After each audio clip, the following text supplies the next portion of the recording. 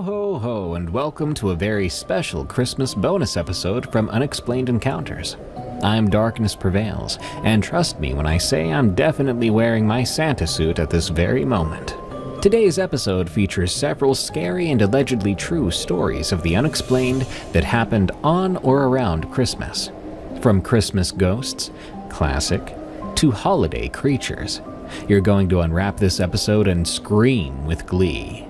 If you have a scary story of the unexplained, send it to me at darkstories.org so I can read it. And if you want early access to my cinema-quality, fully produced creepypasta narrations, sign up for EerieCast Plus at eriecast.com/plus and check out Delete After Reading. And hey, if you ever wanted to get me something for Christmas, how about you just make it a follow and a review of Unexplained Encounters on Spotify and Apple Podcasts? Thank you. Now, let's begin.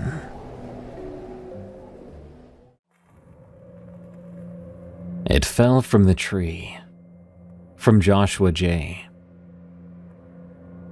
I had quite the experience a while back on holiday season. The kind of encounter that made me pretty uncomfortable to be around two of the things I really loved: Christmas and my own hunting land. For the rest of my life, I'll remember that day clearer than my own birthday. It was Christmas afternoon, and my family had all come together to my place out in rural Oklahoma. For the last 15 years, I've owned about 80 acres of forested land. It was a lot of scrub oaks and a few pines, with a tangled underbrush that made for decent wildlife habitat. We'd open presents in the morning. My wife and I had the grandchildren and their parents over, and everyone attempted to crowd into our old living room. After we did our gift exchange, my 14-year-old grandson Keith kept nudging me about going out to hunt. He had just gotten into archery hunting that year, and I figured it'd be a good chance to pass on some knowledge and tradition. I was 58 years old then. I'd been doing that kind of thing since I was younger than him, so I figured why not. We set out not too long after lunch. Keith and I grabbed our bows and headed out. The house was tucked near the north edge of the property, and the best hunting spots were deeper in. I knew that place like the back of my hand. I knew exactly where the deer or occasionally wild hogs loved to wander. We strolled a good half hour into the property. Keith seemed excited. You could tell by the way he kept adjusting his grip on the bow. He was looking around, soaking in all the scenery. I tried to keep him quiet though. Told him, "Patience, that's hunting. Just keep your eyes open and your ears peeled." Every once in a while, he would whisper something about how cool it was to be out here. Honestly, it warmed my heart. The kind of thing granddads dream of. Now, we had a small cabin on the property. I'd built it about 10 years ago for a place to rest, store some tools, and warm up if we got caught in colder weather. I'd bought a tiny generator for the place, for some light and a little portable heater. Nothing too fancy or expensive, just enough to keep you from freezing your fingertips off if you were out there for a while. And that day was cold enough, around the mid-20s if I remember correctly. We were plenty bundled up, but still we stopped at the cabin, popping inside for a bit before finding our blind spot for the afternoon hunt. The cabin's not too big, just a single room, enough space for a couple of chairs, a small table, and some hooks on the wall for hats and coats. Keith rubbed his hands together as I fired up the generator. I got that overly loud, annoying thing going, and it paid me back with a bit of warmth. I poured Keith a half a mug of hot coffee from my thermos. He looked surprised, and I told him, "Don't go telling your mom or dad, okay?" He grinned at me, like I just told him the world's funniest secret, and he started to sip at it, probably not loving the taste, but appreciating it still. We sat there, the two of us, sipping coffee, trying to get the chill out of our bones. The cabin's wooden walls creaked now and then, and I leaned back, enjoying it. After about 15 minutes, we decided it was time to head out to one of my old hides. It was a makeshift little camouflaged spot, set up behind some brush. It had a great line of sight through a small clearing. There had been deer out there in the past winters, and sometimes you'd get a good shot, if you were patient enough. We picked our way through the undergrowth, trying to be quiet, not snapping too many twigs. By then it was mid-afternoon, and the light was getting softer, but we had plenty of time to settle in. We got to the spot, kind of a natural depression in the ground with some low shrubs around it. I reinforced it a few seasons ago with a bit of camo netting, but mostly it blended in because everything around it was dull brown, gray, and dark green. We hunkered down. Keith was on my left. Now, you couldn't call that spot comfortable. Not exactly, but it wasn't too bad. I'd brought several of those little warm hand packs, small little heat packs you crack open to keep your fingers warm. We'd share one from time to time. I would tap Keith on the shoulder and pass one over, or he'd carefully hand it back. All in all, though, we didn't say much. Just listened to the wind, watched the woods, and waited. About an hour passed, not a lot going on yet. Keith was starting to get a bit fidgety, which is normal for a 14-year-old on one of his first serious hunts. I hunted younger than him, but I do remember my first few hunts. You hear the rustle of leaves and you think it's something, but 99% of the time it's a squirrel or just the breeze. I whispered a few words to him to tell him to relax. He just gave me a slight smile. A few minutes later, though, Keith suddenly started to tap me on the shoulder. Hard at first, then faster. I turned to hush him, worried he was going to make too much noise. When I looked down at him, I saw real fear in his eyes. He kept whispering, "Grandpa, what is that? Grandpa!" I put a finger to my lips and tried to follow his gaze. He was looking straight ahead, maybe 20, maybe 25 meters ahead, just off to the right of a big old oak tree. I squinted. I didn't see anything to alarm me, just a thick trunk and some knobbly lumps of bark. I whispered back to him, "Son, I don't see anything. What are you pointing at?" He pressed closer and whispered a bit louder, "On the tree." Now my heart was really thumping. It's not often you see a kid that scared out there. I was wondering if he saw a bobcat climbing up a tree. Maybe he was mistaking a shape out there for something else. I looked again, focusing harder. I looked at the lump on that particular tree. It looked just like a lump, but it seemed to be where he was looking and pointing. It looked like a big patch of bark twisted and bulging out. But something did look off. The more I looked, the more I could make out an almost human shape to it. I don't know, like there was a human torso or legs. I told myself I was seeing things. When you look so hard for something, you end up finding it, even if you force your mind to see it. But then it moved. Not much, mind you, just a slight shift, like whatever it was had just slightly adjusted its grip on the bark. That's when it really clicked. This thing was upside down, clinging to the tree trunk, like some kind of enormous lizard but shaped like a person. I remember muttering, "Well, I'll be," and I felt Keith go still. There was no real sound from it, no big reaction, just tiny subtle movements on occasion. But it was enough for me to finally see it. The two of us watched it, not really sure what we were looking at. Before long, Keith started to whisper again. "Can we go back, Grandpa? Please, can we go back?" He started to say it every 15 seconds or so, and I would just shake my head slightly. It's not that I wasn't concerned. It was that I didn't know what to do, and I didn't want to move and spook it or get its attention. Wasn't even sure what it was. I've seen all manner of wildlife out here over the years. You had your typical deer, coyotes, raccoons, and possums. I even found signs of bears and mountain lions on occasion. But nothing like this. This thing had a shape that was too human for comfort. And if that was its skin we were seeing, it was rough and was just like the bark of the tree it was on.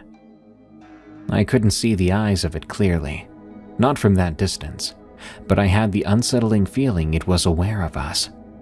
It must have been there the whole time, blending right in with that tree. I think we watched it for about 4 minutes, maybe a bit longer. My knees were starting to ache from staying so still. Keith was starting to shake. I tried to calm him down by placing a hand on his shoulder, but he was so fixated on that tree. I could tell he was growing paranoid. Then, without warning, it suddenly dropped to the ground. It just let go of the bark, and I heard it hit the ground with a heavy thud. It didn't sound natural for something you'd expect to find up a tree, like a branch falling on the ground. It sounded heavier than a man, too, or at least it was very solid. That sound sent a jolt through me. I leaned forward, trying to get a better look. Then it stood. I could barely make out any details because its skin or covering matched the bark and leaf litter so well. It moved a bit, and I could see a vague human-like form. Arms, legs, a head, I think. Then it turned, and I knew it was looking at us. The feeling of being watched by it suddenly became quite intense, like being caught in a spotlight, even though there was no light shining on us. The creature then crouched back down, dipping down so low that I could hardly track it through the brush. It wasn't charging, it wasn't hissing, just silent and disturbingly quick. I could feel Keith's panic rising, and to be honest, I didn't want to stick around any longer. Whatever it was, I sure as heck didn't want to get closer to it. I stood up, my voice no longer a whisper. "Come on, son, we gotta go." I grabbed Keith by the arm. He didn't fight me. We moved out of the blind and back through the woods, not exactly running, but moving fast enough that I was sure we were making a racket. At that point, I didn't care. I had to get my grandson out of there. We made it back to the cabin, and once inside, I locked the door behind us. Not really sure if that would have done any good, if that thing was going to follow us. I fired up the generator again, turning on the heater, hoping the loudness of the generator would keep that thing at bay. But again, I had no idea if he'd even cared about us being out there. Keith was shaking when I looked back at him. I poured him another tiny bit of coffee, just to get him to calm down and focus on something else. I told him, with a smile, "It's all right, we're safe here." Then he started to ask, "Grandpa, what was that? Have you ever seen anything like that before?" I didn't have a good answer. I was honest. "I don't think I've ever seen anything like that, son. Not once in my life." I didn't even have a good guess. Some strange animal, a trick of the mind we both shared, or something else. We sat in that cabin for a good while, just warming up and trying to steady our nerves. After a bit, I decided we weren't going to try hunting again that day. We left, carefully going back to the main house. We didn't speak much on the walk, but I did notice that Keith kept looking around, like he'd seen the boogeyman. And as far as I knew, maybe he had. When we got home, the rest of the family was there enjoying the evening, listening to music and nibbling on leftovers. My wife looked at us funny as we came in. She said we both looked sick. I told them about the weird thing we'd seen. Keith backed me up. His demeanor had changed. Back in the comfort of family and home, he was excited to tell the story. The family got quiet, just listening. Then at the end came a barrage of questions. "Are you sure it wasn't just some animal? Did y'all drink too much coffee out there? He's not supposed to have coffee. Did you see tracks?" We tried to answer and explain what we could. I don't think anyone really doubted us, but they didn't know what to make of it either. I think it creeped out my wife, but most of the others seemed just fascinated. We spent the rest of the evening trying to piece it together, but we never did come up with a good explanation. That was the day. I still remember the sound of that thing hitting the ground, and the way it was shaped. I'm glad we called that hunt early. Some things out in those Oklahoma woods aren't what you expect. And sometimes it's just best to head back home.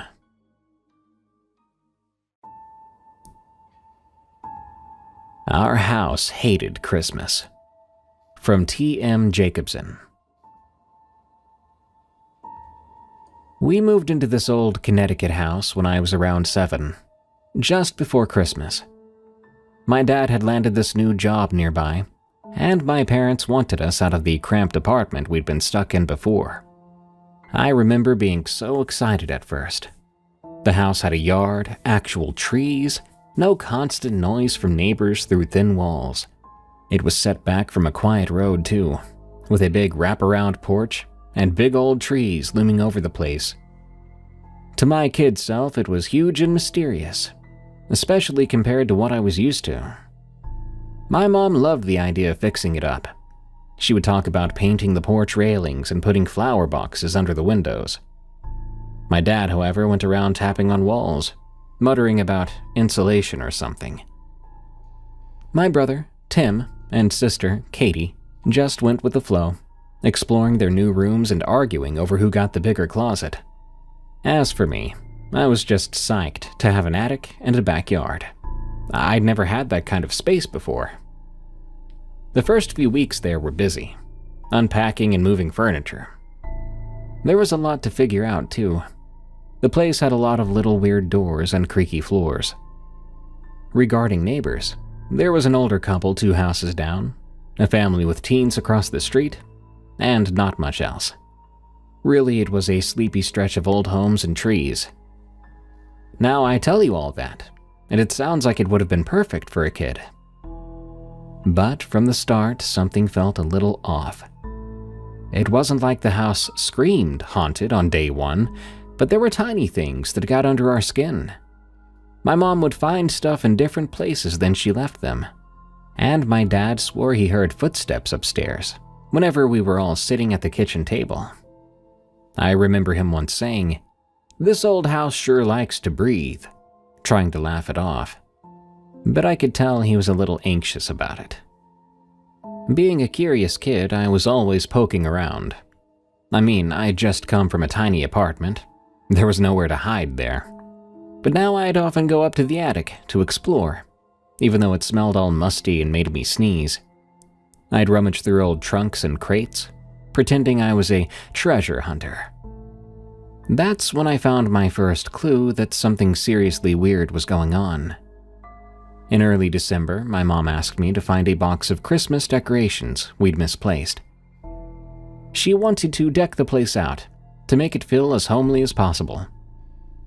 So I was up in the attic, pushing aside junk and Christmas lights tangled like a giant spider web. And I stumbled upon an old note tucked in with some ornaments. It looked old and kind of yellowed. All it said was, "Don't forget me at Christmas." That's it. I brought it downstairs, showed my mom, and she kind of forced a smile and said it was probably from the previous owners, or a note that she or my dad wrote and forgot about. But she still looked a bit weirded out by it. I remember thinking it was talking about not forgetting the decorations during Christmas, but now I think it meant something else. As December rolled along, little odd things became more frequent. Doors would sometimes swing shut for no reason, and once late at night, I swear I heard a quiet humming. It sounded like someone singing a lullaby down the hall. It was around then that Katie started to have nightmares.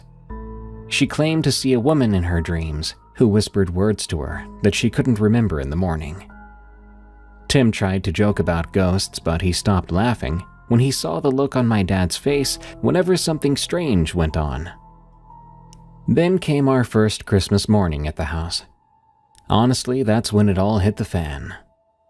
We woke up early, like kids always do on Christmas, excited to see our presents under the tree. The living room had an old rocking chair in the corner. It was something we got from Grandma's house ages ago. I noticed it was moving, just gently rocking, while we were opening our gifts. At first I thought it was one of my siblings. Perhaps they'd been playing with it and ran away really quick. But nope, no one was near it. It just kept rocking too. I stared at it, and when I got Tim's attention, he looked too, and he got real quiet. My dad must have saw it, 'cause he walked over and touched it, and as soon as he did, it stopped, and he had barely even poked it, not enough to make it stop. No one said much. It was a really eerie way to start Christmas. We went about our Christmas business, but that moment really stuck with me. Obviously, I'm adding it to the story. The next Christmas was worse. By then we knew something was up with the house, and I would soon start to believe that around the holidays, it got much worse. We'd gotten used to mild weirdness throughout the year, but in December it ramped up big time. On that Christmas morning, after we'd opened up our presents, we found that some old antique ornaments my mom cherished had been taken off the tree, and they were arranged in a circle on the coffee table. And I mean perfectly placed, not broken, just sitting there in a neat ring. And I kid you not, when I saw what was in the middle, I nearly peed myself. Right in the middle of that ring was the same note, the one I thought I threw away over a year ago, but it looked the same too, yellowed and old, and it read, "Don't forget me at Christmas." It was enough to make my sister cry. My dad swore under his breath too. I rarely heard the man cuss. Mom looked like she was going to pass out. We ended up putting the ornaments back, just trying to get on with the day, but honestly, you can't just pretend that something like that didn't happen. We knew we were dealing with something more than just a creaky old house. It wasn't violent or anything yet, but it was definitely there, and it wanted us to know it was there, especially on Christmas for whatever reason. Maybe our ghost was the Grinch. By our third Christmas there, it had almost become a twisted tradition. December would roll in. We'd all start getting anxious about what the ghost or whatever it was would do this time. We tried leaving out a family photo near the tree, as if to say, "Look, we're including you," hoping to keep the haunting tame. For the most part, that year was quieter, no big dramatic moments, just the occasional weird sound or feeling of being watched. But late on Christmas Eve, I couldn't sleep, so I tiptoed downstairs. That night, my parents turned off all the lights except for the tree's lights. The moment I rounded the corner, I saw it. The rocking chair again, gently moving. This time, I swear though, I caught a glimpse of someone sitting in it. It wasn't solid flesh and blood, more like a faint figure. Like an older woman maybe, with old-fashioned clothes. I even heard a faint humming. I stared at the chair, which kept on rocking somehow, and I felt eyes on me. My heart nearly exploded. I ducked back behind the wall and stayed there until I could muster up the courage to go back to my room. I never told my parents exactly what I saw, just that I saw something. They believed me. We all believed in it by then. Over time, we kind of learned to live with this ghost. We never discovered a name or a reason. It wasn't like a movie where we did research on the past of the house and found something dramatic. Nope. We simply assumed that maybe the ghost once lived there, maybe lost a loved one at Christmas and was stuck reliving it, wanting someone to remember her. We did try different things, like leaving out a plate of cookies or an old trinket, and sometimes it seemed to calm things down. Luckily, she was never mean, never broke anything. She seemed more lonely, desperate to be a part of the holidays. I hope you're not expecting a climactic end, because these experiences, just out of the blue, after a few years of this routine, simply stopped. We had a Christmas where nothing happened. It was quiet and lovely. It was like she finally got what she needed and moved on. Or maybe we stopped being interested and she gave up. We stayed in that house for several more years. When I was older, my parents sold the house, and we all moved on with our lives. But I'll never forget her.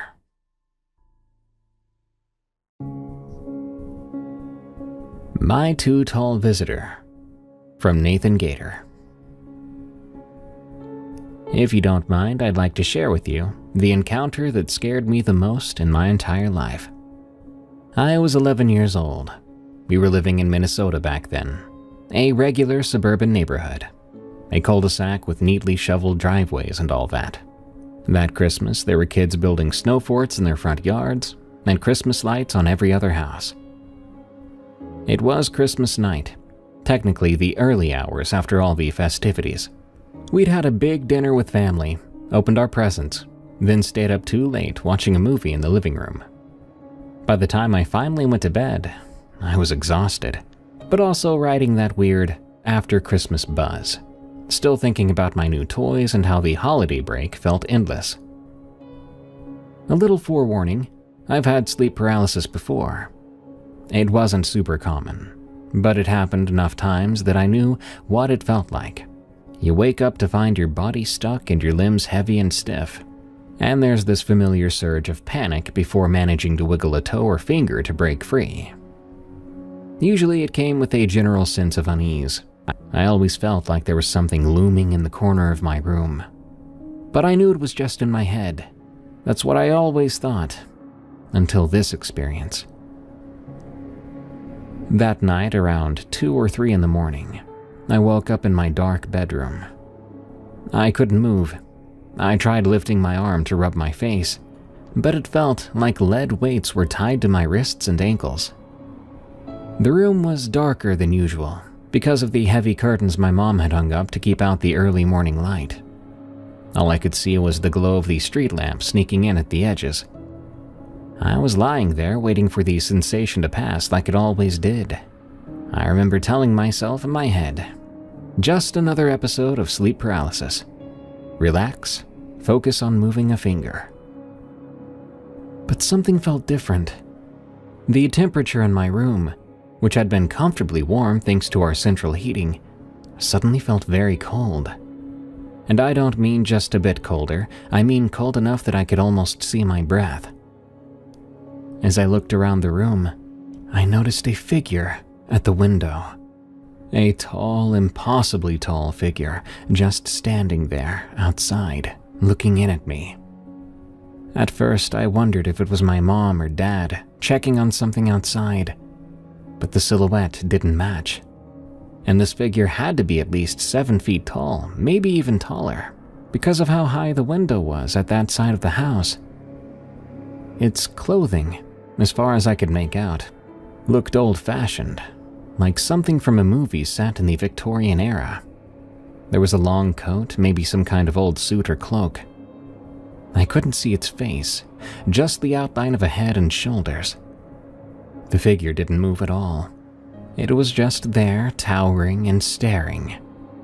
I couldn't even hear it breathing. No shuffling feet, nothing like that. Maybe I was hallucinating a sort of statue, I thought. But statues don't usually just randomly spawn into existence in the middle of the night. As I began to panic, I tried to scream, but I couldn't get a sound out. My mouth simply wouldn't open. My chest felt weighted down. I kept telling myself it was a hallucination then, nothing to be scared of, a trick from my mind. But it felt too real. The cold and the stillness and the sheer size of that thing. I looked the opposite direction from it, drilling the words "it can't be real, it's just a nightmare" into my head. This moment felt like it was lasting a lifetime. I have no idea how long I was lying there, frozen but awake. Eventually, though, I just blacked out. Guess I fell back to sleep. When I came to again, it was morning. The room felt normal and warm and quiet. My mind immediately went to that nightmare or sleep paralysis event, and I thought, that was a really bad dream, convincing myself that that's really what it was. Christmas morning leftovers and the usual post-Christmas calm were in full swing downstairs. I found my parents in the kitchen, Dad making coffee and Mom flipping through some magazine. My siblings were already playing with their new stuff. I was still a bit tired and uneasy. At some point during the day, probably mid-morning, I went over to my window at the back of the house just to look outside to make sure. When I saw no figure and just the typical stuff outside, I felt so relieved. Fresh snow had fallen overnight too, a good couple of inches, smoothing out the yard. But then I saw something. There were footprints outside, just underneath my window. A single set, huge and spaced apart. They looked like someone in enormous boots had walked straight up to my bedroom window from the back fence line. And this person's steps were so far apart. Whoever it was very clearly quite tall.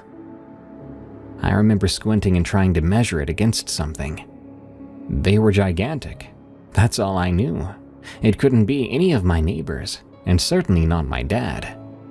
My dad's tall, but no giant. And here's the weirdest part. The tracks led only one way. They came straight toward my window, stopped right beneath it, and then nothing. No return tracks, no side steps. Just a dead end at the wall of our house. There was nowhere to go from there. The snow was pristine beyond that point. My stomach was doing flips, realizing that what I'd seen last night was no dream. I called my parents over, trying not to sound crazy. My dad frowned, pulled on some boots, and went outside to check. He paced around, scratching his head, looking for any clue that someone might have hopped the fence or backtracked perfectly in their own steps. But it was impossible. The prints were deep and pointed only one way. My mom looked worried, and I heard her whisper something like, "Was there someone pranking us?" I didn't think so personally. We didn't know anyone who would do that, or how they would achieve that. My dad called the local police, just in case some tall weirdo had been lurking around. An officer who came by to take a look noted the footprints and shook his head, basically telling us that he didn't know what to tell us. An hour or two after that, the sun was starting to melt the fresh snow. The footprints blurred and eventually just faded away. Any evidence that the man, or whatever it was, had been there was gone, all except for the image in my head. To this day, nobody in my family knows what I saw or who was out my window. It'll always be just a creepy memory.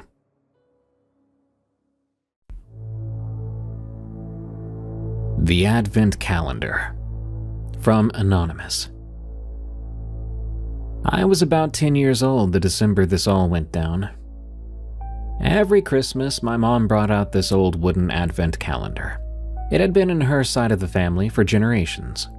It came from her German grandparents. Some distant relative had carved it by hand long before I was ever born. It wasn't flashy or covered in glitter like the modern ones. It was dark wood, smooth from years of being handled, with tiny ornate carvings on the sides. The front had 24 little doors, each just big enough to hold a small candy or trinket. Mom usually put wrapped chocolate coins or miniature ornaments in there. Each day of December, I'd open one door and find a treat. Pretty normal holiday stuff. But this particular year, something felt off right from the start. Around the first week of December, I noticed door number 24, the big one we save for Christmas Eve, kept being found slightly open when I came downstairs in the morning. At first, I thought I just didn't close it properly the day before. But then it happened a few more times, even after I carefully clicked it shut and remembered doing so. My dad said the hinge was probably just loose, which sounded reasonable, I guess. The thing was old, after all. My mom tried tightening the tiny screws and even put a small piece of tape on the inside to keep the door closed, but it still ended up cracked open. We joked that maybe the chocolate was trying to escape, but it didn't feel funny after a while. More odd than anything. Then I began to hear this faint scratching noise at night. My bedroom was upstairs, and I had decided to bring the Advent calendar up there for the time being. Not in my room, but in the hallway, right outside my room, on a little table. At first, I told myself I was imagining these scratching sounds. Sometimes old houses make weird sounds, but it sounded like tiny claws dragging on wood. I mentioned it to my parents, and they rolled their eyes in a friendly way. My mom said it might be mice in the walls, especially since it was getting colder outside. She said they would set up some traps if it kept going. Well, the scratching did keep going. By mid-December, it was louder too. Not screaming loud, but definitely noticeable enough that I couldn't sleep easily. I'd lie there staring at the ceiling, hearing what sounded like something fiddling with the wooden doors. Meanwhile, door number 24 had escalated from slightly open to swinging wide open, no matter what we did. My dad actually taped it shut one night, 2 strips of clear tape across it, and the next morning it was open again, tape peeled off and folded neatly to the side. When I decided to take a closer look, I opened door 24 and shone a flashlight inside. It was empty except for a few faint scratch marks along the interior surface. They looked like claw marks, not deep enough to ruin the wood, but clearly there. I showed my parents. My mom frowned and said maybe it was old damage she had never noticed before. My dad just shrugged, but looked a bit unsettled. Nobody had an explanation for why that door kept opening on its own. A few nights later, other doors started to open too. 23, then 22, and so on, working their way down the line in order, certainly not random. By the 20th of December, most of the remaining doors were popping open sometime during the night, as if counting down the days. We were all a little freaked out, but my parents tried to stay rational. "The wood is probably warping," my dad said. "It's insanely old, the hinges might be popping loose one by one." But we both knew the Advent calendar had never done this before.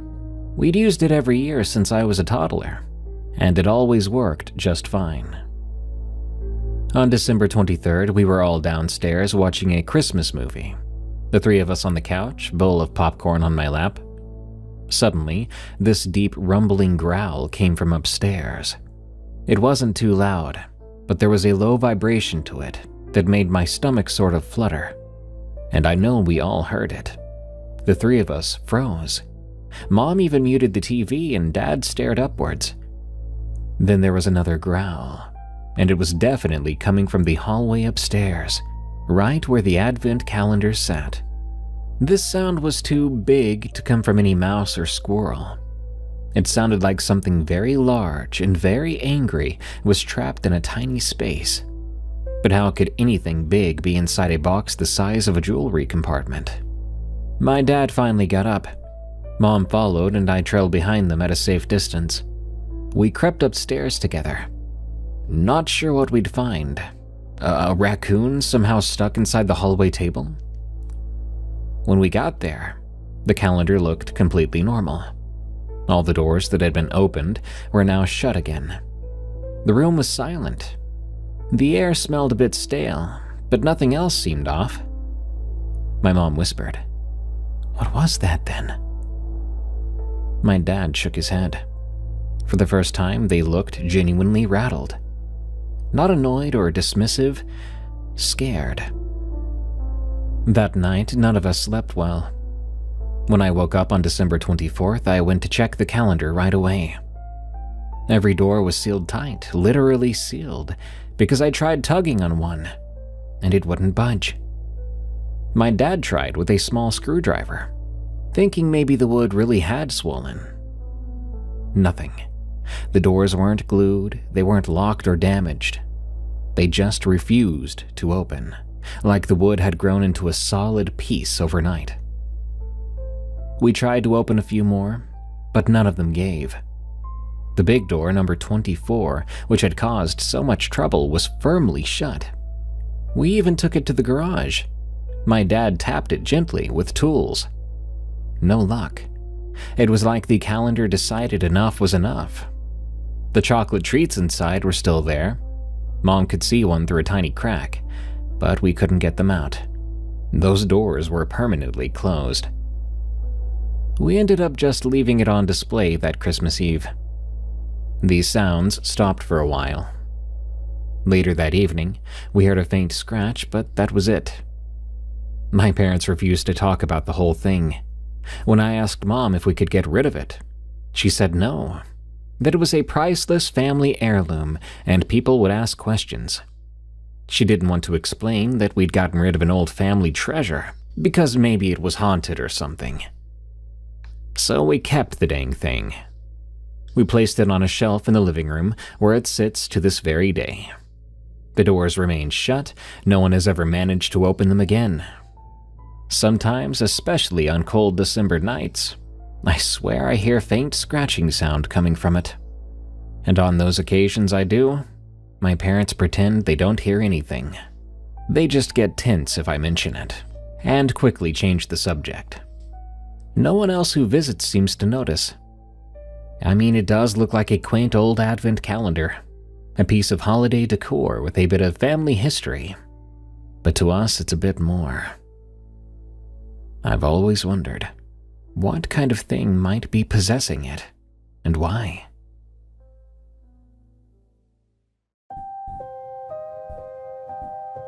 The Christmas Ghost in a Haunted Farmhouse. From When Ghosts Come Out. This story begins with the day we went looking at a new house, because we had to move. We found this old farmhouse that had an abandoned barn next to it. That's right, this is my story of when we moved into a creepy haunted farmhouse that had a small old cemetery just 1 block away. The home was built in the year 1900. It was registered and located in a town called Coral. I've already told a lot of experiences of this home in one of my stories, including some other haunted houses as well. The home had a huge wraparound porch around the entire front half of the house. We had 2 front doors and just 1 back door. After you walked through the 2 front doors, you walked into the dining room and the living room.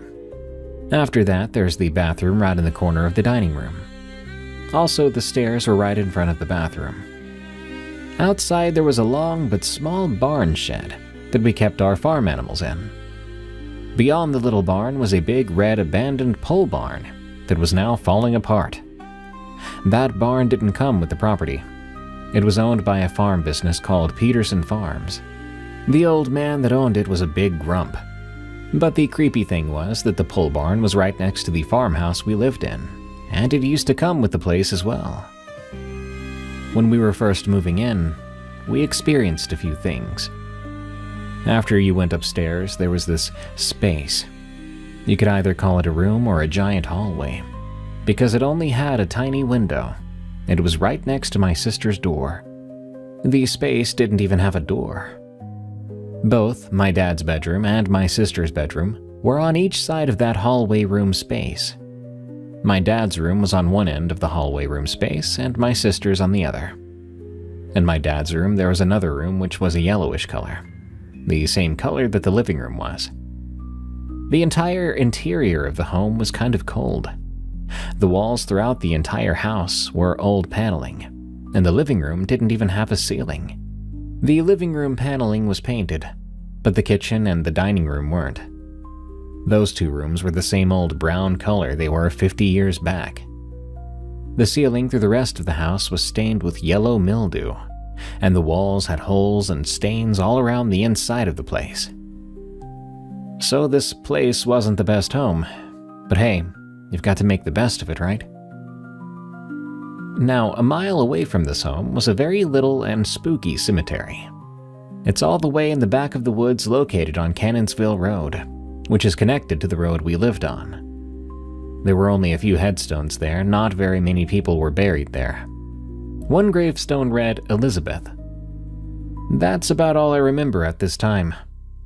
The first thing I remember happening there was when we were working at the house one day. We were able to go inside for the first time. We checked out the whole place, upstairs and downstairs, and we took photos through the entire house. Later that evening, we got back to our previous place, which we were still living in at that point, when we noticed in one of the photos, in the master bedroom upstairs, there were orbs, a bunch of floating balls of light, and we couldn't explain it. On another occasion, my sister, my dad, and I were working and installing flooring upstairs, when suddenly we began to hear footsteps walking through our front door and into the house, just stopping at the stairs. We thought maybe it was our landlord coming back. But when we looked downstairs, curiously, no one came up. There was no one there, no sign of anyone. On another occasion, my landlord, my father, and I were in the basement. It was just rock wall and concrete floor down there, basically a bunker. You needed to go outside to get into the basement of the house. My sister was sleeping upstairs when suddenly we all heard 3 knocks coming from the floor above us. The landlord even knocked back. He's not even a believer in ghosts, and suddenly, whatever it was, knocked in reply. We quickly went upstairs to see who it was, but there was no one there, and my sister was still sleeping. My landlord assumed it was my sister pretending to sleep, but we all know that wasn't the case. One time when my dad was outside one night, suddenly he heard this creepy noise coming from the big pole barn. He didn't know what it was, and he couldn't really tell me what it was either. He looked to see if it was my sister, but it wasn't. He went and looked outside, but nothing was out there. After a minute, we forgot about it, but a short while later that night, the door in the mudroom just slammed shut by itself. After that, we burned some sage in the house, called it a night, and went to bed. Another time, my dad and my stepmom were outside on their porch. They were walking inside when suddenly they saw a face in the window of the old abandoned pole barn. They both looked at each other and asked each other if they'd seen that. A very creepy experience. One night, my dad was outside in the backyard, and he suddenly saw a black shadowy mass in the shape of a person. He said he yelled at it, but it just loomed off and disappeared. One day, my stepmom, my dad, and I were all sitting in the living room, watching TV, when suddenly the dog we had started to bark at nothing. For a while, we ignored it, until there came this crashing noise coming from upstairs. We practically ran upstairs. What we found was my Xbox. It looked like it had been pulled off the shelf. My glass globe was pulled off and broken too, and my books were pulled off from their shelves as well. We had to clean the whole mess up, but we never did find any explanation for what may have caused this. A year or two after living here and after experiencing some of these phenomena, we came across the little old cemetery that I mentioned before. I do recall the gravestones reading that they dated back to the 1800s. Again, it was very small, with only a few gravestones there, and as I said before, one was named Elizabeth. The cemetery was all the way in the back of a plot of woods. The first visit to the graveyard was just my dad and my stepmom. They went back there and took some photos. After they did, they began to hear tree knocking coming from the woods. They weren't sure what was causing it, and they didn't see anyone else out there. Eventually, after looking at one of the photos, they saw a white glowing figure of a person by the headstone, the one that said, Elizabeth. Later on, they went back there one day. It was yet again my stepmom and my dad. This time it was after dark. They got out of the truck and listened to see if anything would happen, but it was silent. They got back into the truck, and for some reason they couldn't get their headlights to turn on. They were trying for a minute when suddenly they turned on again, but at the same time, just for a second, they both said they saw a woman standing in front of them outside of the truck, in the middle of the headlights in the cemetery. They both got out to see who it was, but they couldn't find her. In the distance behind the graveyard, they could hear a woman's voice calling them, saying something like, "Come here." It was very faint, and it was coming from downwind. My stepmom was getting scared, and though my dad was curious, he got back in the truck for her sake, and they drove away. Now comes the experience when my sister and I went to visit the place. We had been riding our bikes up there. I remember my sister saying, "Get on your bike, we're gonna go see Elizabeth." We got there before long, and we started to hear the tree knocking too. We were both surprised and went right home. Now all this stuff was quite disturbing, but the worst part was around Christmas time. It seemed to get more active. We started to see the poltergeist or whatever it was more often. This one event was probably the worst that happened there. It was one night on Christmas Eve. The year was 2017, the year we moved into the place. It had just gotten done snowing that day. There was a fresh cover of snow all over the ground. The whole yard and the road were carpeted with just white. On the porch, the snow had blown in that night, giving it a good thin white layer of snow, reflecting off the mercury light. It was 9 p.m., so it was dark out. My sister and I were in the living room and Dad was in his room. That's when we all started to hear these loud stomping sounds outside on our big wraparound porch. There were only 4 big stomps, but they covered the entire porch. It shook the entire house and all the dogs were barking. We were all terrified because whatever it was sounded insanely big. Thing is, it takes my dad about 15 steps to cover that entire porch, and whatever it was out there could cover it in only a few steps.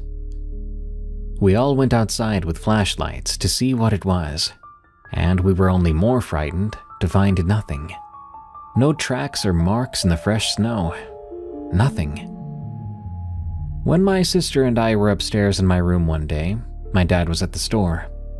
My stepmom wasn't there at the time either. We began to hear knocking coming from downstairs, and we assumed it was my dad coming back. When we went down, we didn't find a soul, but we did hear the knocking again, coming from the kitchen this time.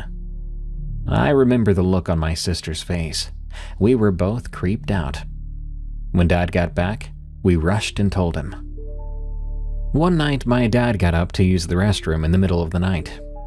He says he recalls hearing footsteps going up the stairs. He heard someone walking up the stairs and he called and asked who it was, but no one responded. When he went to look for himself, he found no one. But then, after a minute later, he said that he saw a tall black shadow pass our tall mercury light in the front yard. Again, no one was out there when he looked. He went back to bed shortly after. There was a time when my stepmom had seen a black mass too, passing by one of the living room windows while she was watching TV. She went to check it out, not finding anyone.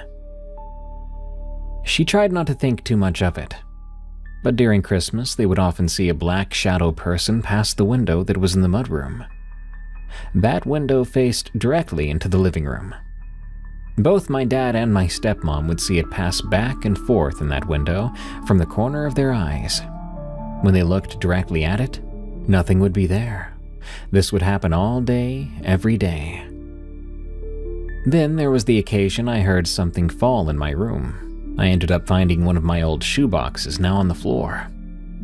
I picked it back up and suddenly saw a mass pass by the window, a shadow of something. One night, my sister was in her room. She remembers hearing 2 knocks at her door. She thought it was us, but when she said, "Come in," she didn't get a response, and the door didn't open. So she got up and went to the door, but didn't find anyone there. She came right down and told our dad about it. One day, my dad was talking to one of his friends, and he saw a giant pair of legs pass the front door through the little window. Yeah, it sounds bizarre, but that's what he said. He went to look, but nothing was out there. I believe him, because during Christmas time, I on occasion saw those giant legs pass the little door window in the corner of my eyes. They would be these giant pairs of legs passing back and forth in front of the front door window. And when I looked, they wouldn't be there anymore. One time I was in my room. Suddenly, one of my Christmas trays flipped over off my table, spilling everything out of it. I had to pick everything back up that morning. My dad said he often felt watched in the garage.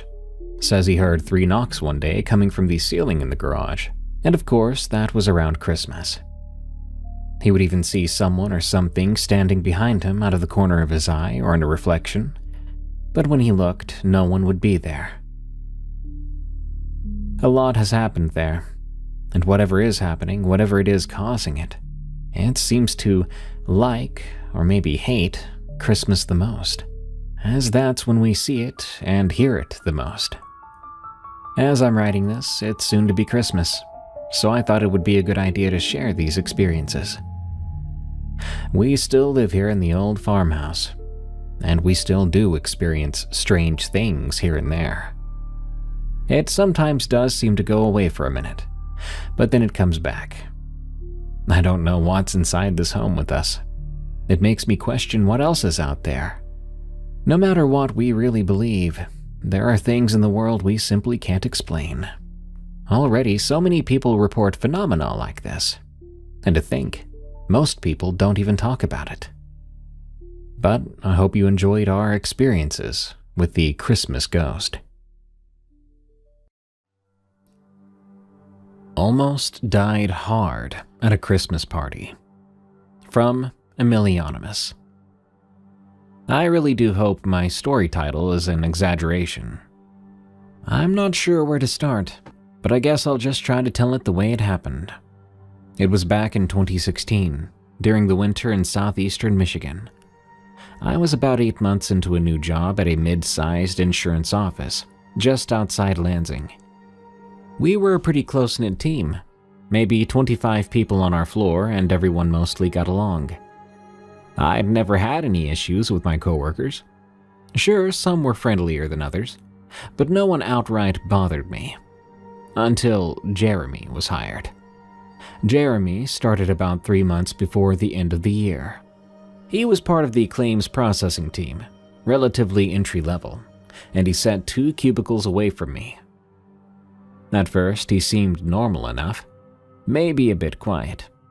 He was this tall, lanky guy, brown hair that looked perpetually greasy, and he always wore these dark green sweaters, even when it wasn't cold.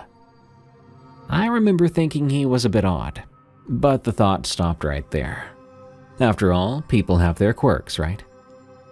The first truly creepy thing I noticed about Jeremy was how he stared. He wouldn't do it when we were face to face. Actually, if you talked directly to him, he'd barely look at you. But if I was at the copier or making a coffee, or just turning a corner, I'd catch him watching me. He'd stand at his desk and just stare. At first, I thought maybe I had something on my shirt or in my hair. Maybe he was just spacing out like we all do from time to time. But it kept happening. Every time I looked up from my screen, I'd find him glancing over, eyes a shade too wide, and lingering a little too long. I mentioned it once jokingly to my friend Carla, who worked in underwriting. I said something like, "That new guy Jeremy's a bit strange, huh?" She shrugged and said he was probably just shy, telling me I was overthinking it. So I tried to forget about it and leave the guy alone. A week later, Jeremy started making small comments under his breath whenever I'd walk by his desk. I couldn't always make out what he was saying. It'd be something very soft, practically a whisper, but I did manage to catch some of it. Stuff like, "Yeah, there you go," or, "Uh-huh, that's right." It didn't seem to make sense to me. I'd glance over and he'd be busy typing or flipping through a file, like he hadn't uttered a word. It was uncomfortable, but I wasn't sure I'd go to HR just yet. Can't just tell them, "Hey, this guy is whispering weird stuff when I pass his desk." That would sound stupid. The situation escalated in early December. We'd had our first real snowfall, and I remember feeling kind of excited because the office was cozy and everyone was looking forward to the holiday break. That morning, I found a note under my keyboard. It read, I like the way you move." The handwriting was small and spidery. I had no idea who wrote it. I mean, I had my suspicions. It sure as heck wasn't from my usual crew. But no solid proof. I did show it to Carla, and she gave me a concerned look and said I should tell someone. I thought about it, but I guess I wanted to believe it was a one-time creepy prank, maybe by someone from another department. So I didn't make a stink about it. But then the notes kept coming. Every couple of days I'd get another one. They seemed to always be placed in spots only I would find them, tucked inside the folder for a claim I was reviewing, or slipped behind my computer monitor. Messages like, "I can smell your shampoo," or "That blouse looks nice on you." It was enough to get me to change the shampoo I used, and I even stopped wearing that particular blouse. I know it sounds dumb. I just felt like I had to respond in some way. I was starting to get paranoid too. My eyes would dart around the room at times, trying to figure out who could be watching me so closely like that. Most of my coworkers were friendly and normal people. Guys and gals I could joke with, have lunch with. But Jeremy was the only one who gave me that unsettling feeling. But without proof, again, what could I do? The Friday before our office Christmas party, I stayed late to finish up some end-of-year reports. Most people had left by 6 p.m., and by 6:30, I was practically alone. I got up to use the bathroom, and as I passed the kitchenette, I noticed Jeremy sitting there at a small table by himself in the dark. No lights on, just the glow of the soda machine nearby. He didn't say anything. He just sat and watched me walk by. I forced a polite smile, but inside I was freaking out. Why was he still here? He had no reason to be staying so late, and why was he sitting in the dark like that? When I got back to my desk, I packed up my stuff immediately and left. I didn't run into him on the way out, but my neck did that prickling thing again because I felt like I was being watched. I literally half jogged to my car through the snowy parking lot. The next Monday was the day of the Christmas party. Our office always held it in the building's large conference room, with a potluck lunch, some cheap wine, and a white elephant gift exchange. People would trickle in and out all afternoon, chatting, wearing ugly sweaters, that sort of thing. I tried to stay surrounded by people I trusted. Carla stuck with me, and I tried to enjoy myself. I was partly hoping Jeremy wouldn't even show up. But of course, he did. He wore that same dark green sweater and stood off to the side, sipping from a plastic cup, watching me. Our eyes met once, and he gave me this awkward half smile. I looked away fast. After a few hours, people started to move around, going back to their desks or heading down the hall to refill drinks. The conference room was part of a suite of rooms. There was a smaller meeting room next door where people sometimes stashed extra chairs or decorations. I stepped out to get some water. On my way back, Jeremy seemed to materialize out of nowhere right behind me. He said something like, "I have something to show you," and I felt a surge of panic. I told him I was busy, but he insisted, "It's just in here," and he nodded toward that smaller meeting room. I tried to politely decline, but he stepped closer. He was taller than I realized, looming over me. I could smell stale coffee on his breath. I could see sweat forming at his hairline too. He reached out and touched my elbow lightly, but firmly guiding me toward that door. My heart was pounding so loud, I swear I could hear it in my ears. I yelled out, "Carla?" But the hallway was suddenly empty. Everyone was inside, celebrating. The noise from the conference room was muffled by thick glass doors. I managed to pull away for a second and tried to step back, but he grabbed my wrist, hard, and I mean harder than anyone had ever grabbed me before. He opened the door with his other hand, forcing me inside that dark, empty room. I remember the smell of old cardboard boxes and dust. "Stop it, Jeremy," I said, my voice shaky. He didn't respond, just kept moving forward, pushing me deeper into the shadows away from the door. I fought him. I kicked his shin and he let out this strange, almost animalistic grunt. He tried to cover my mouth, but I bit his fingers and he yelped, jerking back. For a split second, I saw fear in his eyes, like he hadn't considered that I would fight back. That gave me the opening I needed. I lunged to the side, slipped around him, and raced for the door. He grabbed up my coat, but I tore free and I flung the door open, sprinting into the hallway. I practically crashed into Carla and our manager, Rob.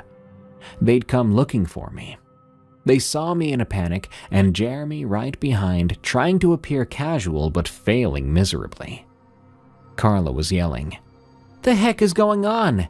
And Rob stepped forward, blocking Jeremy from following me. Long story short, I ended up in HR within an hour. I told them everything. The notes, the weird stares, the late night lurking, and now this attack. The police were called, but when they arrived, Jeremy had already been escorted from the building. HR said he was fired on the spot. He didn't even try to deny anything, just stood there glaring at me as security pulled him out. The police asked if I wanted to press charges. Of course I did. I mean, the guy tried to force me into a room and, well, I don't know what he was planning to do. But then the next few weeks were a blur of paperwork. There was no security camera in that small meeting room, and all we had was my testimony versus his word. The notes had no direct proof of who wrote them. Most of my coworkers had never actually witnessed him bothering me directly, just caught glimpses of tension. The HR department was relieved to have him gone, but they wanted to keep things quiet. The police said I could attempt to press charges, but it probably wouldn't stick without more evidence. In the end, the company didn't push for it either. He disappeared. I never saw him again. Not at work or around town. Maybe he moved. Maybe he just went underground. I still get anxious when I think about it. For a few weeks after, I checked my rearview mirror quite often, and I took some different routes home. I changed up my routine. It really messed with me, truth be told. The worst part was knowing he got away with it. He lost his job, sure, but that doesn't feel like enough. He could be anywhere, working someplace else, doing who knows what to somebody. I tried to put it behind me, but that experience lingers. It's a memory that pops up now every time the weather turns cold and the office Christmas party rolls around. It's been years now, and I've since moved to another job, one where I'm safer. But I'll never forget Jeremy and the Christmas party that almost ended very, very badly.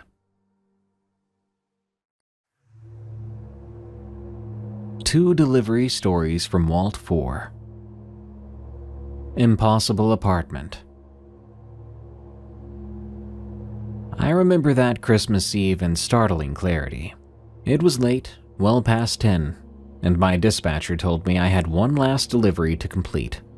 The package was a small, neatly wrapped box with a big red bow and a label addressed to a new luxury high-rise downtown.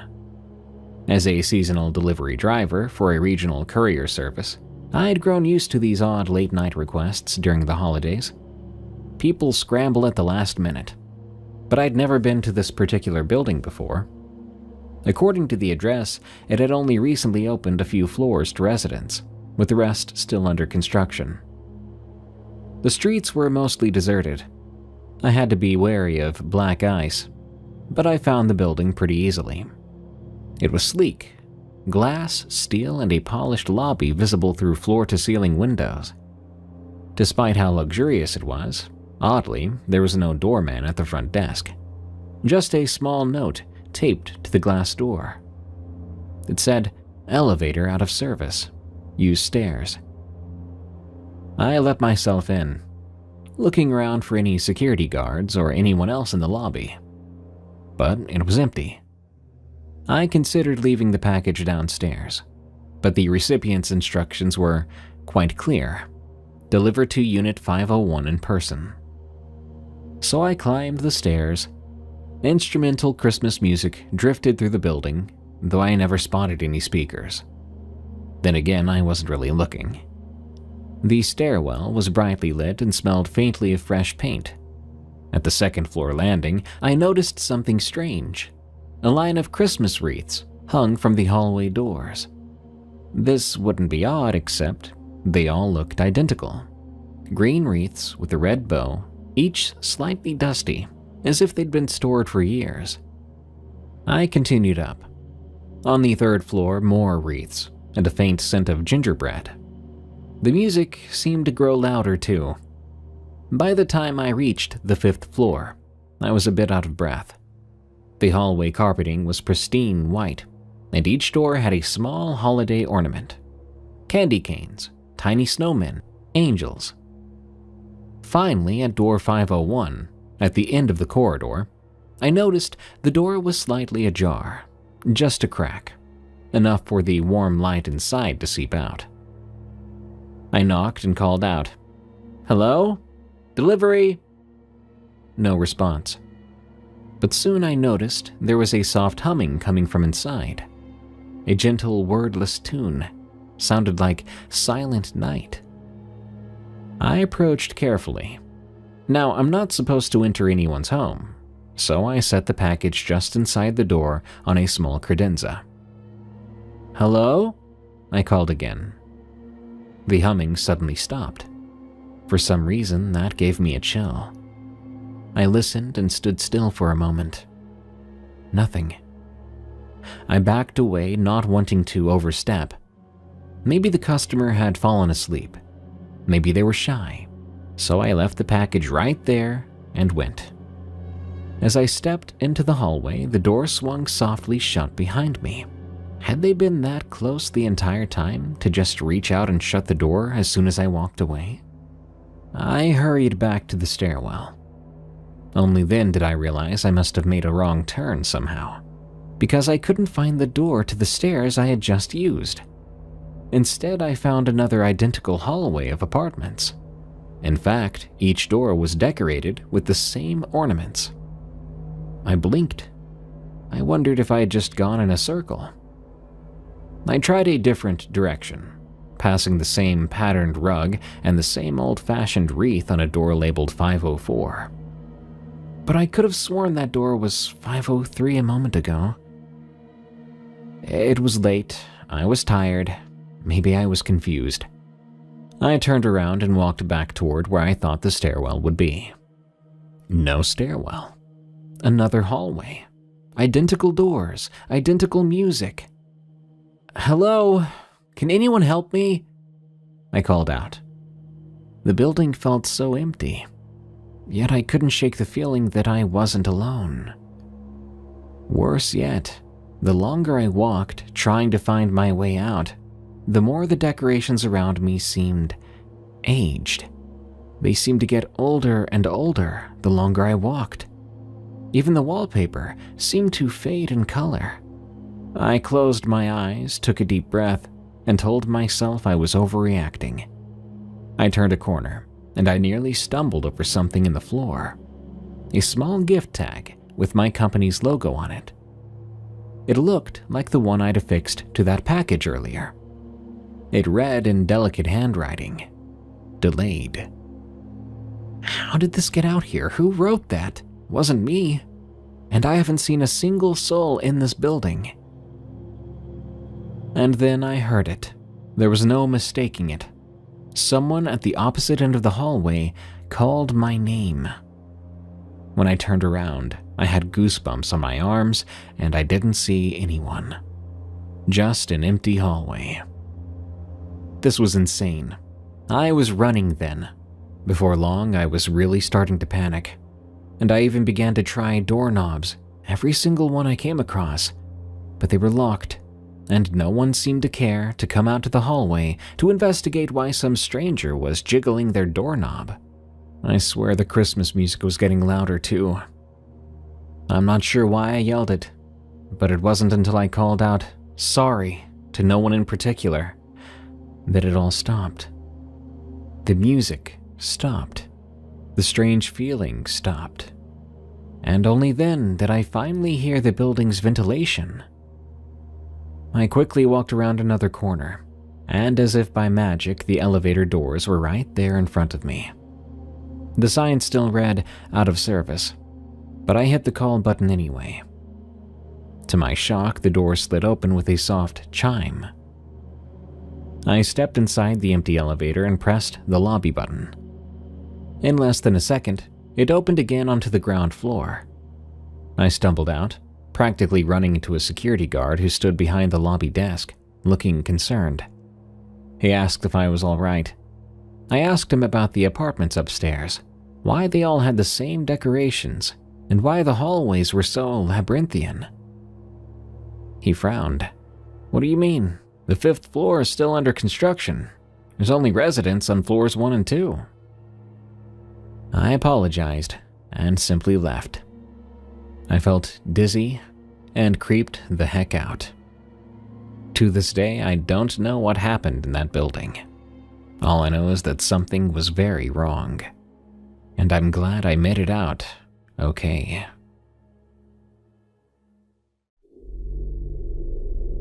Something was stirring. The night before Christmas, I found myself behind the wheel of my delivery van, driving through a suburban neighborhood just outside the city limits. It wouldn't be my last stop that night. Not by a long shot. The Christmas that year was much, much busier, and that's really saying something.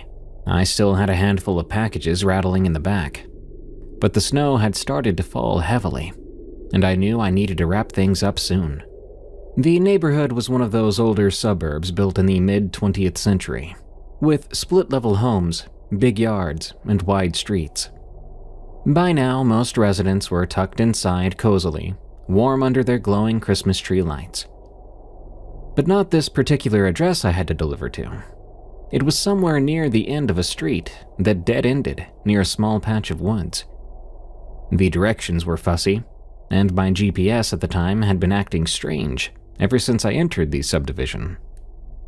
The bright holiday lights gave the snow a bluish hue, and I kept seeing the tree branches above me bending under the weight of ice, freaking me out whenever I'd hear a snap or a muffled crack. I hadn't found it yet, but the house, according to the minimal notes I had, was a ranch house with a red front door. This was meant to be a simple delivery. Some kind of last-minute gift, maybe a toy for a kid who had been forgotten in the holiday shuffle. But as I slowly drove down the lane, squinting at house numbers, searching for 622, I saw 618, 620, but then it jumped to 624. I must have missed it, I thought. I rolled my eyes and reversed. As I turned around, there, I saw it, a narrow driveway I almost overlooked.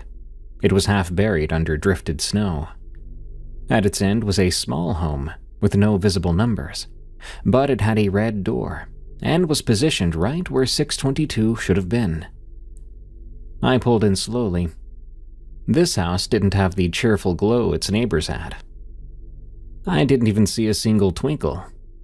Just a red door that looked freshly painted, and a porch covered in a thin layer of snow, untouched by any footprints. The mailbox was tilting slightly and had no number. Again, I checked the shipping label. Delivered to Red Door at 622. This had to be it. As I approached, the wind picked up. I knocked, package in hand. No answer. Another knock. Still nothing. It was cold and dark, and I wanted to go home. I was thinking about leaving the package on the porch, but then I began to hear footsteps inside, light and quick footsteps like a little kid. I leaned closer to the door. "Hello?" And I knocked again. There was silence.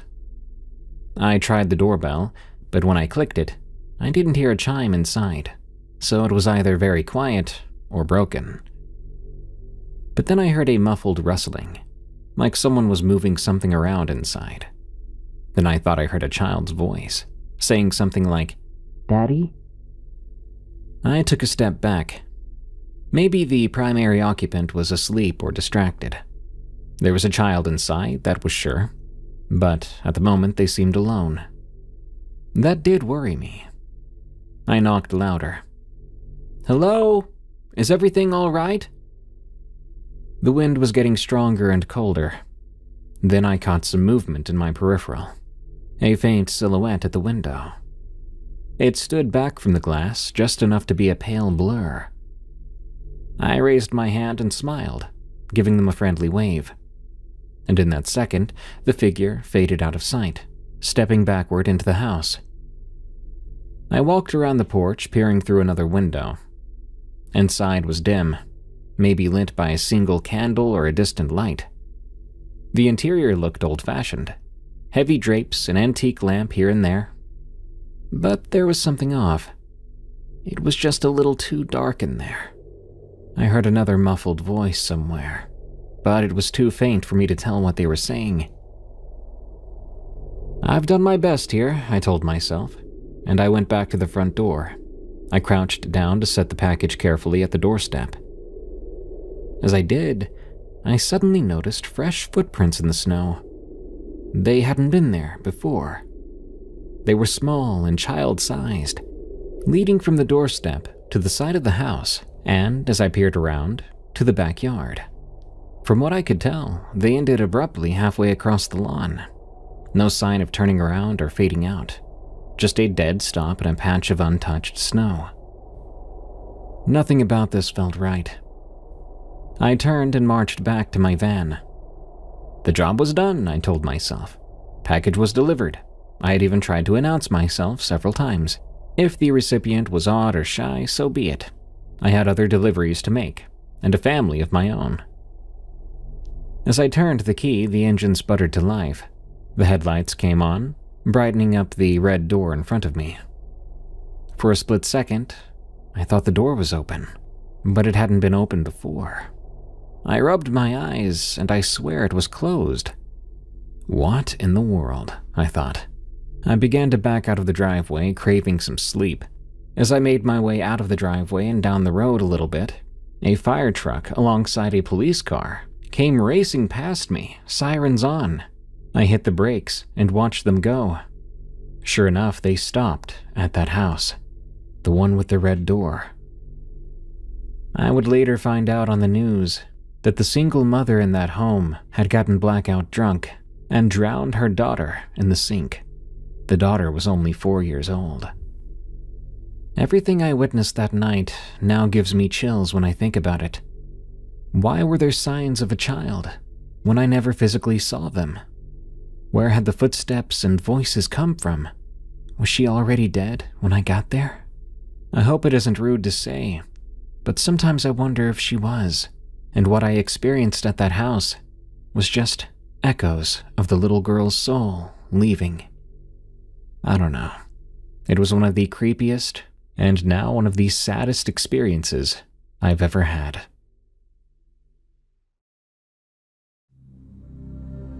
Mall Santa versus the Evil Elf. From Frankish. I've done a lot of odd jobs ever since leaving the Marine Corps, but working as a mall Santa was never on my bucket list. I ended up taking the job one December, as the pay would be good and it fit around my other part-time work at a shipping warehouse. This particular mall, I'll keep it unnamed just in case, wasn't exactly high-end. But it got steady foot traffic, and the not-so-trusting management needed someone reliable for the holiday run. They knew from my application that I was a former Marine medic, so I guess they thought I could handle difficult kids better than some retiree with no patience. Usually, the toughest part of the job was dealing with crying toddlers or changing out of that hot suit every couple of hours. I never expected anything truly dangerous, let alone creepy, to happen. That Christmas season, something did happen. It happened on December 23rd, right before closing. Normally, my shift ended around 8 p.m., along with most everyone else's. But that night I ended up staying until nearly 10, if not a bit later. The reason for the late night shift was some poor woman who had collapsed near the food court not long after I clocked out of my Santa duties. I was heading to the back to return my costume, a strict requirement the mall had, that all Santa suits be locked up in a supervisor's locker to prevent theft or tampering. That's when I heard a scream. I rushed out and saw a woman in her 40s convulsing on the floor. Instinct took over. I stabilized her, made sure no one tried to force something into her mouth, and I did my best to keep the crowd calm. By the time the paramedics showed up, she was breathing normally again, dazed and shaken but stable. It cost me nearly an hour, and by then the mall was basically empty, except for a couple of security guards making their rounds and a few managers doing end-of-day tallies. Now here's where I should rewind a bit to earlier in the day, because that's when I first saw the kid. Usually for Santa visits, there's a line of parents and children waiting to get a photo or a quick chat with Santa. The elf working with me that day, a young woman, was pretty good at managing the queue. We usually didn't have kids come up alone. They often had a parent hovering nearby or a different relative. They might be close or further away, just pretending not to watch, you know. This particular boy appeared near the end of my midday shift. He was maybe 8 or 9, wearing a faded jacket and jeans. I saw him slip onto the velvet carpet area in front of my chair without an elf escort. My elf and I both looked around, a bit confused. I asked, "Hey, buddy, where's your mom or dad?" He didn't answer at first. He stared at me with very dark eyes, almost expressionless. After a moment, he stepped closer. I assumed his parents were just off to the side. Again, lots of parents or folks are nearby, just hiding, maybe behind a column or browsing their phones, wanting their kid to have a natural interaction. So I patted my knee and said, "Ho ho ho, come on up, kiddo. What's your name?" He climbed onto my lap slowly, never blinking, never smiling. That was already weird. 90% of kids either grin ear to ear or cry their eyes out. This kid was just blank. Eventually, he started to whisper something I couldn't quite make out. I leaned in and asked, "Can you say that again, buddy?" He looked me dead in the eyes and said softly, "Santa, do you know what it's like to get hurt?" I froze, not sure if I'd heard that right. My elf must have heard something off because she glanced at me. I stayed in character. "Well, we all get hurt sometimes. So what do you want for Christmas?" The kid leaned forward, and I kid you not, whispered this, "I want Santa to die tonight." That was enough to knock the wind out of me. I pulled back and just looked at him. His expression had changed. He was now wearing a thin, eerie smile, just a twitch at the corner of his lips. I said, out of character, "You know what, pal, that's not funny. Get lost." Maybe I shouldn't have said it so bluntly, but I was kind of rattled and ticked off. The kid slipped off my lap and disappeared into the crowd. I stood up and tried to spot the parents, but no one claimed him. My elf lady told me not to worry about it, probably just some punk messing around. So I tried not to worry about it and went back to work. By the time lunch rolled around, I'd mostly forgotten about it. After all, kids say weird stuff sometimes, though that was next level disturbing. Now jump forward to that late evening. I was tired and my back was aching. After helping that woman with the seizure, I'd stayed to give a short statement to mall security and the paramedics. Everyone thanked me and I finally headed toward the employee corridors to return my Santa suit. The mall had strict rules. You don't leave the building wearing the suit. Ever. They were big on the magic staying inside, And I had the faint suspicion that our Santa suits were custom made. They put a lot of quality into them for some reason. If that rule was broken, you would be fired on the spot. So I trudged down a series of hallways that led to a small locker room where seasonal employees store their uniforms and costumes. The mall was quiet. Most lights were dimmed and the only sounds were distant footsteps, probably the security guards patrolling. There was also the faint hum of the heating system. I slipped into the locker room, which had about 24 metal lockers, a bench, and some shelves with cleaning supplies. Mine was near the back, a standard-issue metal locker with a combination lock. It was actually the supervisor's, but I was told to use it. I opened it, carefully took my Santa coat, boots, and hat, folding them neatly. I put my own jacket on the bench while I changed out of the red trousers. I was down to my undershirt and boxers when I swore I heard laughter. And not just any laughter, but a child's laugh, echoing faintly in the corridor outside. I paused, one boot still in my hand. That didn't make sense. It was after closing, the mall doors were locked, and security had swept the place. No way a kid would still be here. But the sound came again, faint but distinct. I pulled on my jeans quickly and slipped on my sneakers, then walked out into the corridor. "Anybody there?" My voice echoed back. No answer. I took a few steps toward the main corridor and heard the laughter again, this time from behind me. Confused, I turned back and ended up going in a small circle, following the sound. It was like it moved every time I tried to pinpoint it. The place was practically empty. I wondered if one of the security guys was messing with me. Eventually, I found myself back at the locker room entrance. That's when I noticed something that made my stomach tighten. My locker, which I was sure I had shut and locked, was now open. The door was ajar and the lock dangled loosely. I stepped closer and looked inside. The Santa suit had been rearranged, like someone had just been rifling through it. And right at the bottom of the locker, on top of my folded coat, was a single candy cane broken in half. What? I wondered. Who had the combo besides me? The supervisor wasn't even here, and I doubted they would toy with me like that, and I would have seen them in the locker room.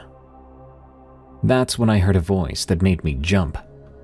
"You're not Santa."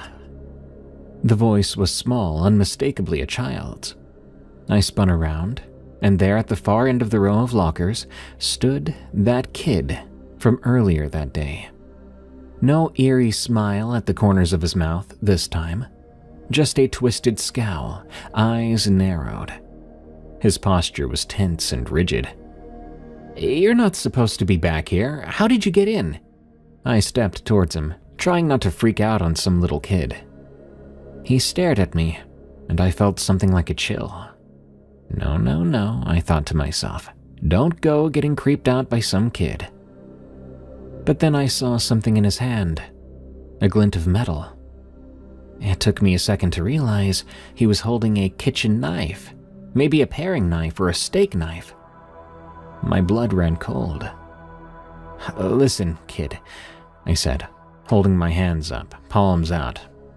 "Put that down. No one needs to get hurt here, come on." I took another careful step. He didn't answer.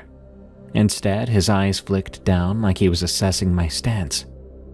Without warning, he darted around the corner, disappearing behind a row of lockers. "Hey!" I shouted, adrenaline now surging. I chased after him. The moment I rounded the corner, I saw nothing but a small wooden step stool, something we used to reach higher shelves, sitting right there in the middle of my path. Before I could stop, my foot caught on it, and I went down hard, my temple striking the edge of a locker door. Lights sparked behind my eyes. I groaned, disoriented, and I tried to push myself back up. And then I felt a sudden sharp pain in my calf, deep and stabbing, like a hot wire jammed right into my leg. I screamed then, instinctively jerking my leg away. I caught a glimpse of a small silhouette darting down the corridor, the faintest sound of laughter trailing behind. I reached down, trembling, and felt the handle of the knife protruding from my jeans. It was embedded in my leg. Every instinct told me not to pull it out. Doing so might cause more bleeding. I rolled onto my back, thinking how insane this was. Some child just snuck back here to stab me.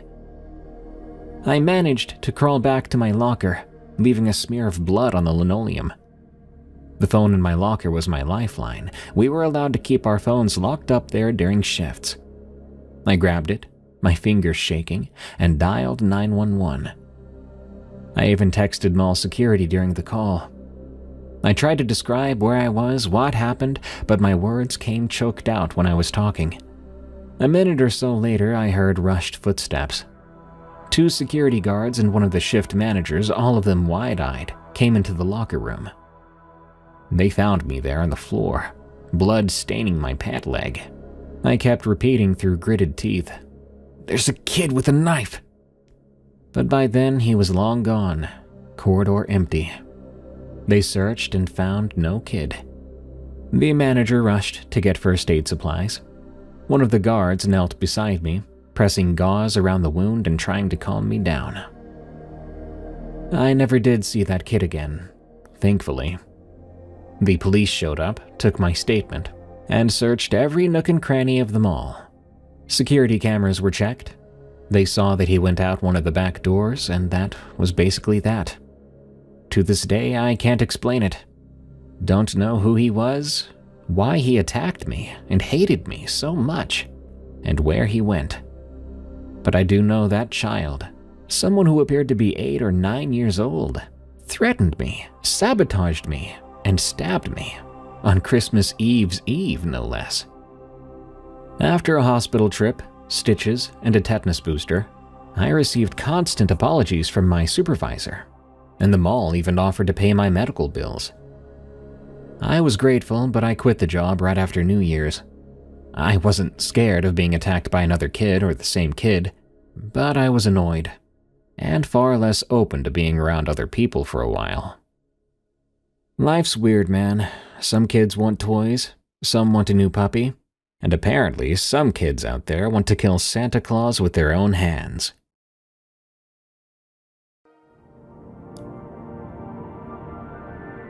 And now a crossover story from Unexplained Encounters, a different show I host about eyewitness accounts of the unexplained and terrifying. Grandma's Disturbing Christmas Story from Ye Olde Days. I was about 10 years old the first time I really listened to my grandmother's Christmas Eve story. I'd heard it before.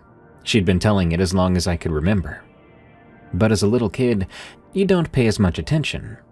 You're thinking about cookies and presents, maybe even sneaking a sip of that sweet mulled wine the adults say is only for them. But by the time I was 10, I knew the story. I knew the rhythm of her voice when she told it. I knew the parts where she grew quiet, where she seemed to pause a bit. Looking back, I can see the unease on my parents' faces, the way they'd glance at each other when she got to the darker parts. But at the time, I just thought it was a spooky old tale. One of those things grandmas do to keep kids from doing stupid stuff, like wandering off into the forest at night. We lived in a small village tucked into the Austrian Alps. Or at least, that's where my family was from. By my time, roads were better. We had television and the old traditions felt more like folklore. Back when my grandmother was a girl, though, things were different. It was the 1940s. There was war on one side of the mountains, scarcity on the other, and everyone counted themselves lucky if they had a warm stove and a loaf of bread. Winters were harsh, and there was no bright, modern lights to chase away the darkness. When night fell, it fell completely. And in that deep darkness, people back then believed in things. Old, strange things that most of us would laugh at today.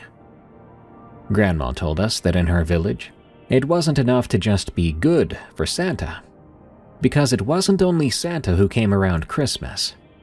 There was also Krampus. Nowadays, Krampus is something you see in holiday parades. College kids dressing up in goat-horned masks and running about. More silly than scary. But when my grandmother was young, people spoke of Krampus quietly. He was never seen openly, never named aloud, except when scolding a naughty child. "You'd better behave or Krampus will get you." Not many claimed to have seen him. It was more like everyone just felt his presence in those silent nights. Something out there in the cold, waiting. At the very least, it was metaphorical, that the woods were dangerous and you best behave. She always started the story the same way. "I was about 9 years old, and I had this little puppy." She'd smile by then, both nostalgic and trying to get our guards down. This pup, she said, was a scruffy brown mutt that followed her everywhere. The dog's name seemed to change depending on the year she told the story. I swear sometimes it was Liesel and sometimes Brochen.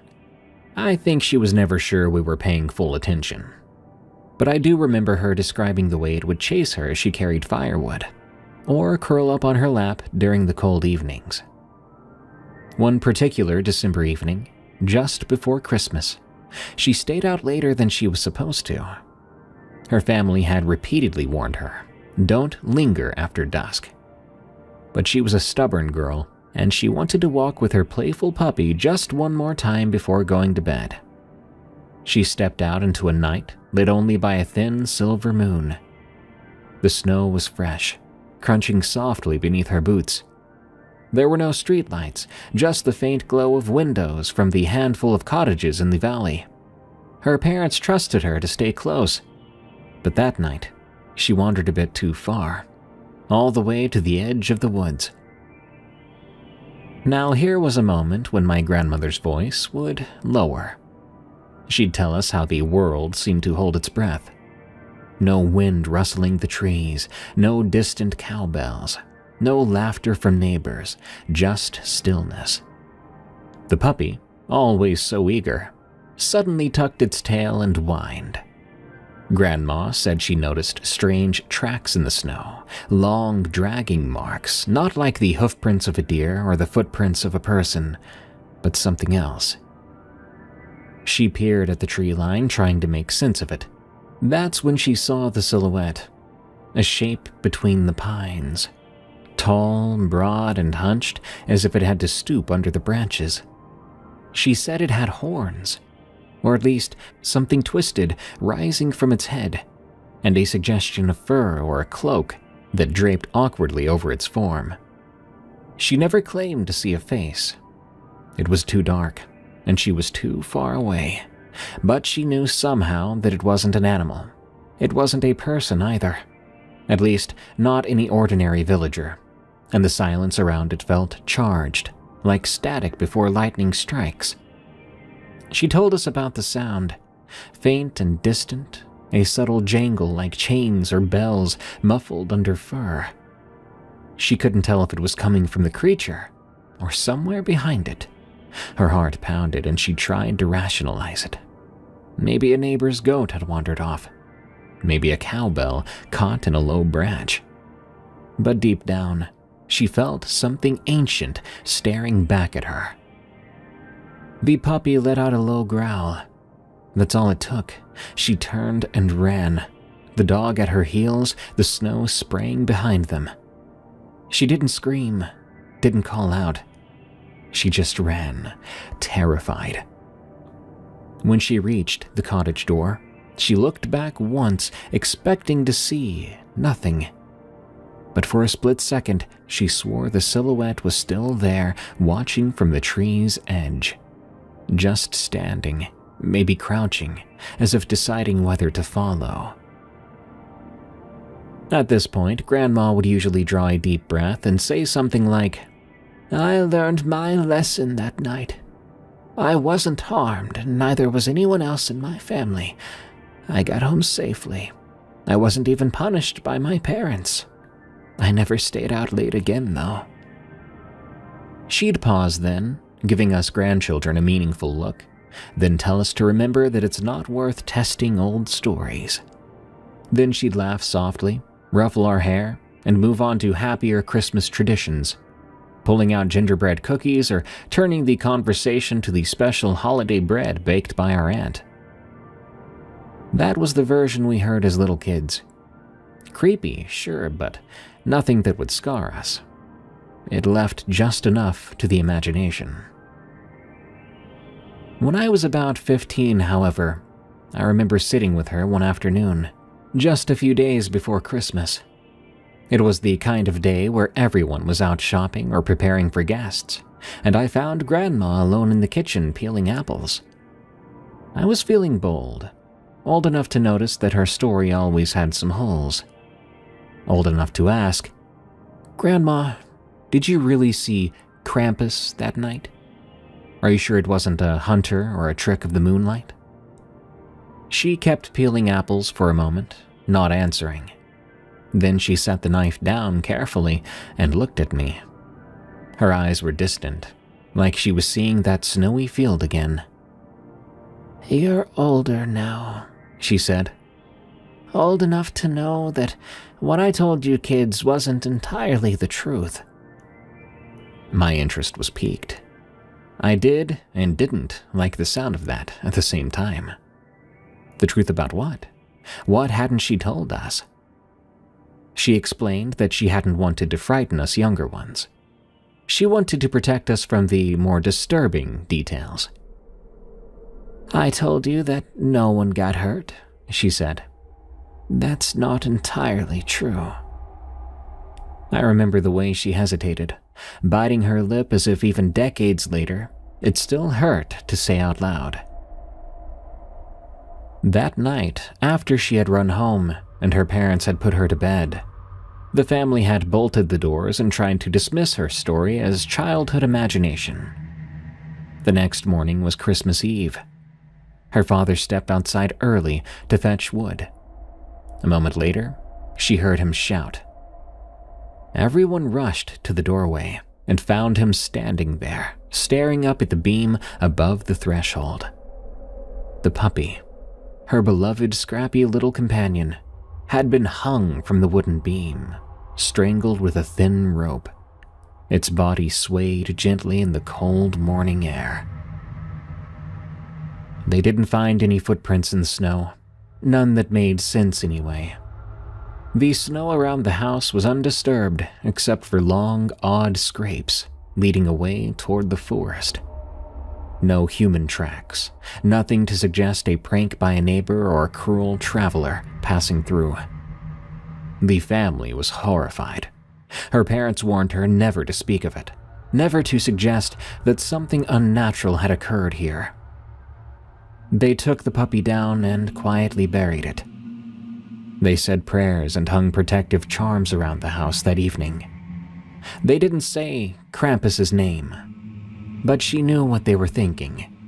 That thing she'd seen, whatever it truly was, had shown its displeasure. She wasn't harmed, not directly, but her beloved pet was killed in some twisted show of power. I sat there stunned.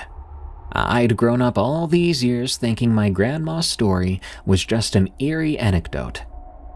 Now I realized it was a memory of something deeply traumatic. She had never gotten over it. For decades, she carried that image of her dead puppy with her. It explained why she always paused at certain moments in the story, why my parents would look so uneasy. They knew the truth about it, or at least suspected it. I asked her why she never told us the full truth before, but I already could tell. She said that little kids have enough nightmares without hearing about small animals being tortured. She wanted us to learn caution from her story, not terror. As an adult now, I understand even more. In those days, my grandmother's world was smaller and darker. Myths and superstitions weren't entertainment. They were warnings passed down from generation to generation. Krampus wasn't just some fun holiday character. He represented something old and hungry lurking at the edges of civilization. Maybe it was a twisted person who did it. Maybe a sick individual with a goat skin and horns trying to keep the legend alive. Or maybe something else. Something beyond our tidy explanations. My grandmother personally always believed that what she saw that night was the real deal. A creature, a demon, testing her, watching her, and punishing her in a cruel, indirect way. Grandma passed away years ago, taking her memories with her. But every time December comes around and the night grows long and quiet, I'll think back to that story about a young girl in a snowy Austrian village, a shape in the forest, and the terrible thing that followed. It still gives me chills. And I guess that's what she wanted all along, right? For us to never forget that sometimes legends have teeth, and that one bad decision, like staying out too late, might draw something dark and hungry a step closer than you ever wanted it to be. Merry Christmas, everyone. Thanks for tuning in to the Unexplained Encounters Christmas bonus episode. I wish you and your family a very explainable Christmas this year. Sure, the paranormal and unknown is fun to listen to, but I sure do hope that we all can have a normal holiday this year. Those ghosts and goblins can wait for a day or two, right? I'll see you all again real soon. Stay safe out there and stay creepy, because this world is a strange one.